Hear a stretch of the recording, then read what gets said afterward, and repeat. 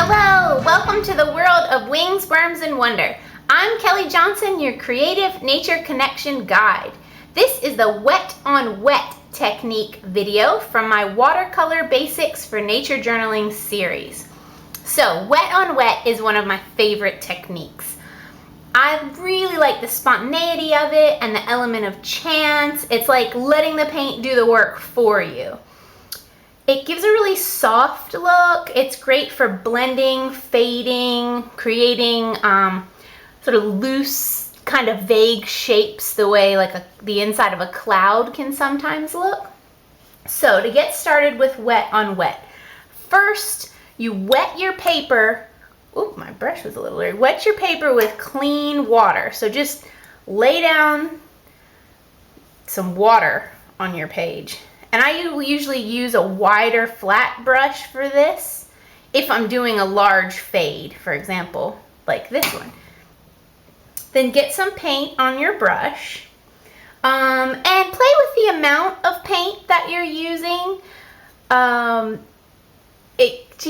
More paint will be more saturated, less paint will be a lighter wash, and just make a bold stroke. Make some dots.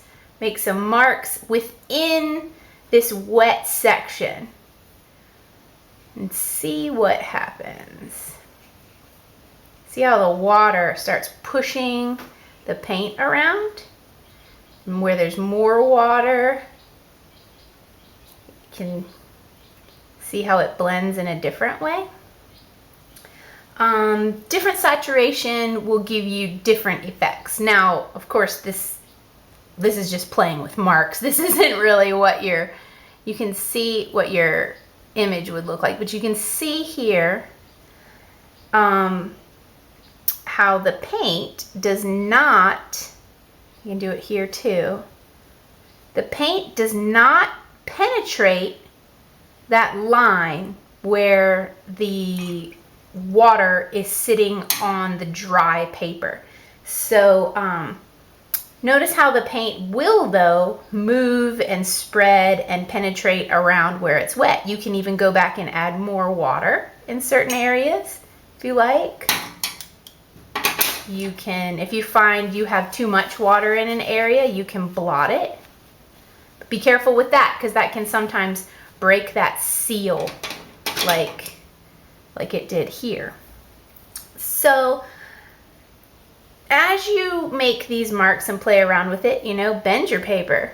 See how that changes the effect. But again, careful with how it will move. You can get, but sometimes you might want drips. You can use your brush to break the surface and create drips. Get it to go down a little bit. Mess around with it and see what you like. So as the paint begins to move and spread and you tilt it around and really see how it starts to blend, now you can see we're getting like a soft fade of lighter colors and darker colors, and a hard edge where that water and wet and dry parts of the paper stop. Now try adding another color and see what happens. See how they blend in. That can be nice. So imagine, we're nature journaling and a leaf here. We've got our leaf, and then I'm just going to add water. And then I can go in with a different green and add some details. Well, textural details, But that it fades for you. You don't have to worry about doing the fade because the paint is doing the work for you. Add more water, take paint and water out to create a lighter area. Wet on wet is very loose, so you really need to play with it before you go big. Try stripes. So I'm going to make a rectangular section here fairly wet. We can use this. We can do some pink. I'm gonna do some yellow. Oh, need a little more paint. Some yellow.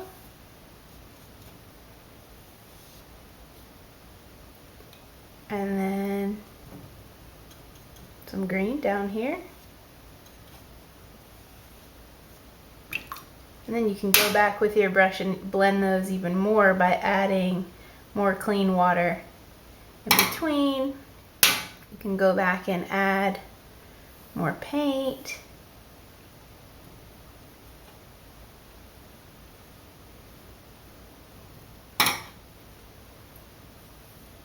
See how it could be like a sunset fading onto the water. You could add some blue if you wanted to. You know, and it'll make that fade for you. Or try this. Take your brush. I'm gonna do it with blue, and you know, paint yourself. I really like wet on wet for clouds, so paint yourself sort of a cloud shape.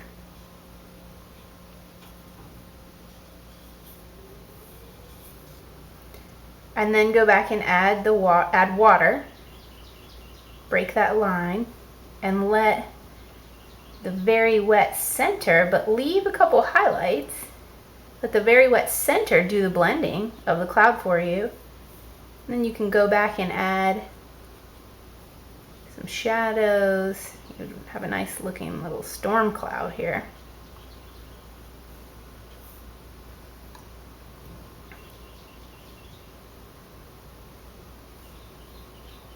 You can add another one in the background that's a little lighter, but leave that highlight so they don't turn into one cloud.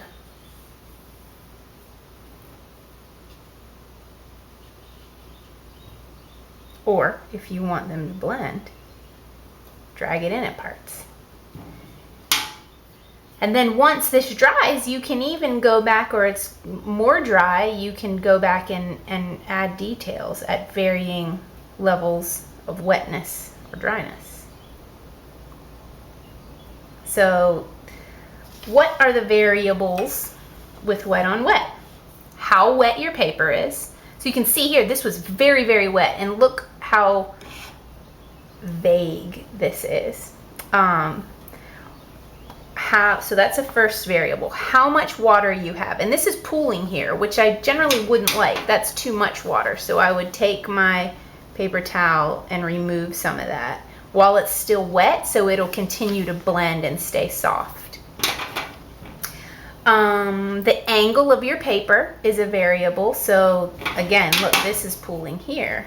And I've gone very wet to sort of exaggerate the wet on wet technique. To really show you.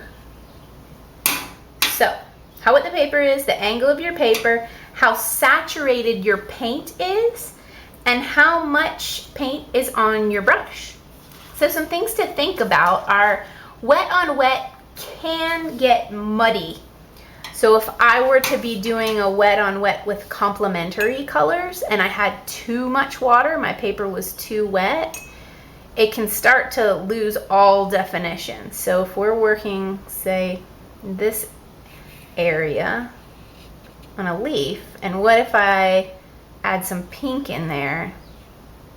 And now, you know, those are complementary colors, so too much water, it's just gonna get kind of blah. Like, this is not really muddy because of the color choices, but if it was, you know, in here, just kind of nondescript. Sometimes that's what we want, sometimes it's not. So keep in mind, wet on wet can get muddy. Just practice with it and you'll really get a good feel for the amount of water to originally put on your page, depending on what you're doing, and the amount of paint and paint concentrations.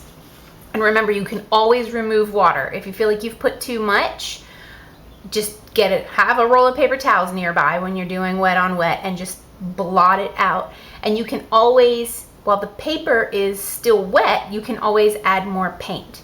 Now, if the paper has dried quite a bit, you may have lines, but then that's another technique. So check the glazing video, upcoming glazing video for that. That gets more into a different technique. But just get a feel, just fill a whole page practicing with wet on wet, tilting the paper, bending the paper, more water, less water, complementary colors, do striped fades, clouds, pretend you're painting a sunset, you know.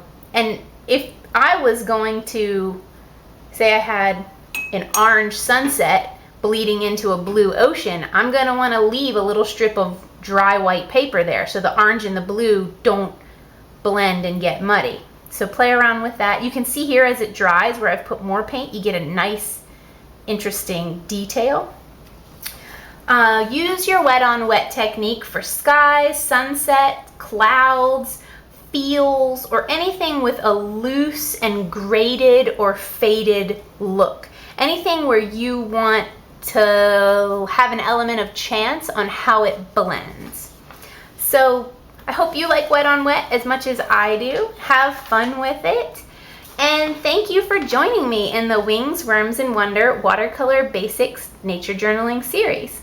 Subscribe below so you don't miss any of the videos in this series. I can't wait to see your test creations. If you would like to post them up on Instagram, #Wings, Worms, and Wonder.